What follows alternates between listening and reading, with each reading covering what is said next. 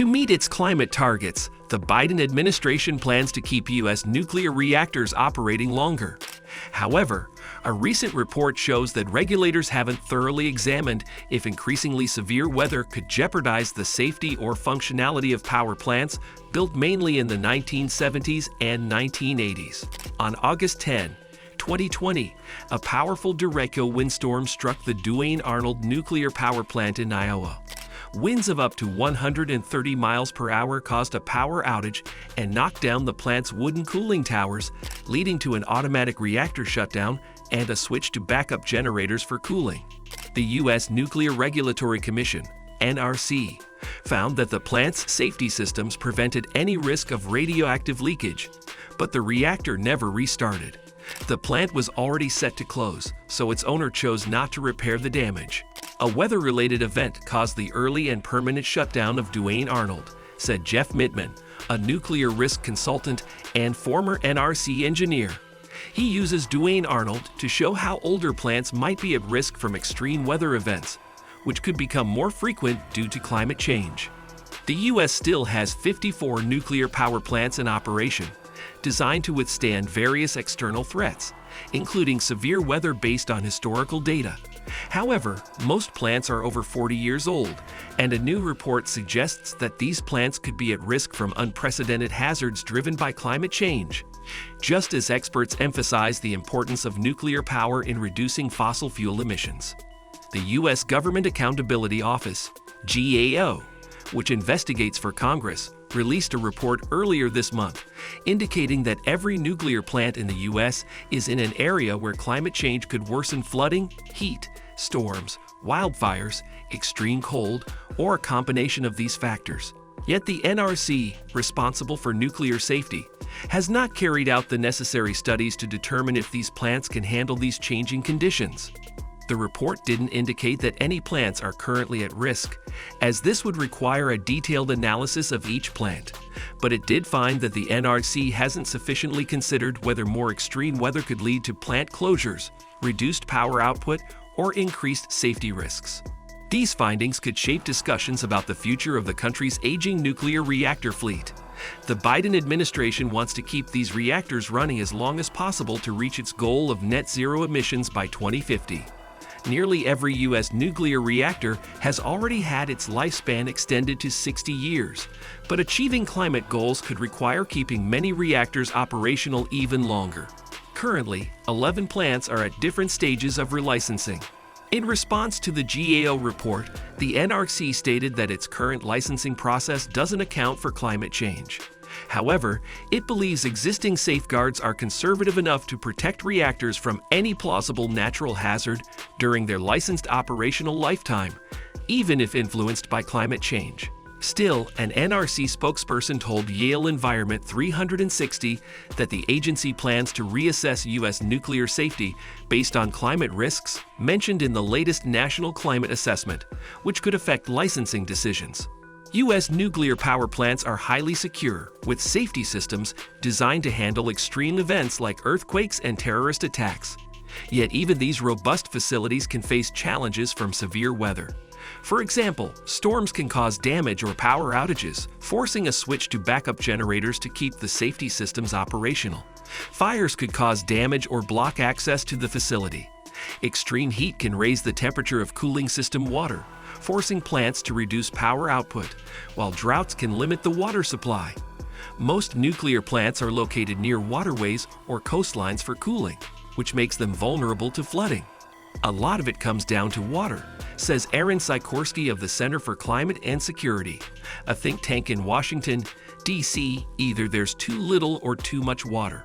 She cites nuclear reactors in France in 2022 that had to reduce power during a summer heat wave and drought, limiting river water use for cooling.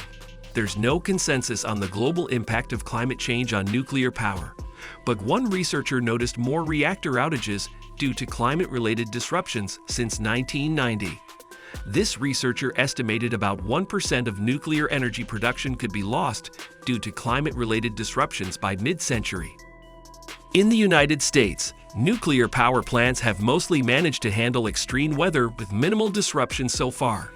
According to a report by the Electric Power Research Institute, a nonprofit energy research group, U.S. operators reported 120 weather-related incidents that led to reduced power generation between 2011 and 2020. These events caused a total loss of less than 0.1% of the total power generated by U.S. reactors during that period. The report concluded that weather had an essentially negligible impact on nuclear power generation, reinforcing the idea that it's the most reliable source of zero-carbon electricity. Given the extreme conditions factored into plant design, the report also concluded that there was no evidence that climate change-related extreme weather posed any safety risks not already accounted for in the existing nuclear licensing process. Jessica Lovering, from the Good Energy Collective, a progressive pro-nuclear group, acknowledges that nuclear power plant operators might have considered climate risks. However, she suggests it might be wise for the NRC to examine these risks more closely, even if it turns out to be overly cautious. We don't know if it's a problem. This uncertainty persists even after a detailed reassessment of natural hazards at U.S. nuclear plants conducted by the NRC a few years ago. After the Fukushima Daiichi nuclear disaster in Japan in 2011, where 3 reactors melted down after an earthquake and tsunami disrupted backup power, the NRC asked U.S. plant operators to reevaluate seismic and flooding hazards. Spokespeople from the nuclear industry claim that this reassessment reflects their consideration of climate change, but operators weren't required to use climate projections in their flooding hazard analyses, and it's unclear to what extent they did, according to the GAO report.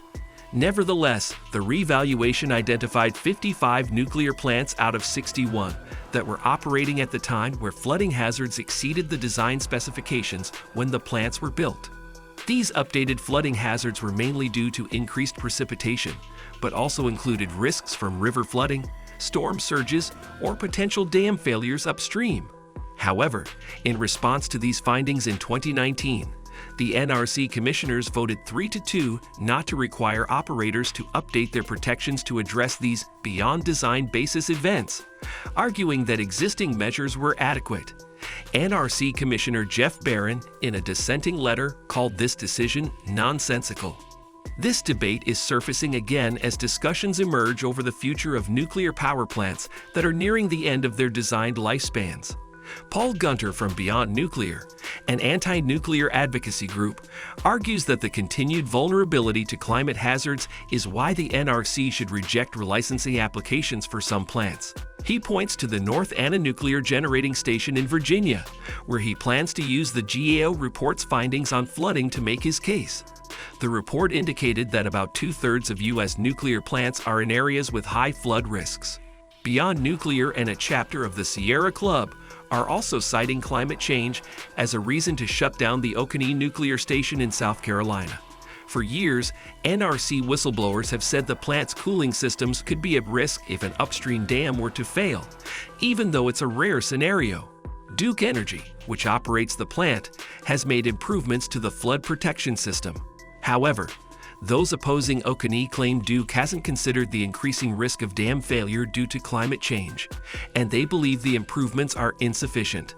A Duke Energy spokesperson said, "We believe the existing regulations, framework, and processes are effective in maintaining the plants as new information emerges." At Turkey Point Nuclear Generating Station on Florida's southeastern coast, a similar situation has delayed the plant's relicensing. The NRC approved the plant's request in 2019 to stay open for an additional 20 years, but environmental groups opposed this, claiming the operators haven't adequately accounted for climate change. David Lochbaum, a former nuclear safety advocate at the Union of Concerned Scientists, said that the operators' projections for sea level rise suggested that it would stop rising in 2033, just 2 inches below the plant's flood barrier. The NRC accepted this inaccurate assessment and granted the 20-year extension, he explained. However, the NRC suspended the relicensing extension in 2022 for further review. Many U.S. nuclear power plants will soon face decisions on whether to shut down or renew their licenses. Some might be replaced by a new generation of smaller reactors. In February, the House of Representatives passed a bipartisan bill to ease permitting for these smaller reactors, many of which might not be operational for decades in a potentially much warmer world. However, the country's existing plants will likely play a key role in achieving climate goals. This makes it even more crucial to ensure they can handle the challenges ahead.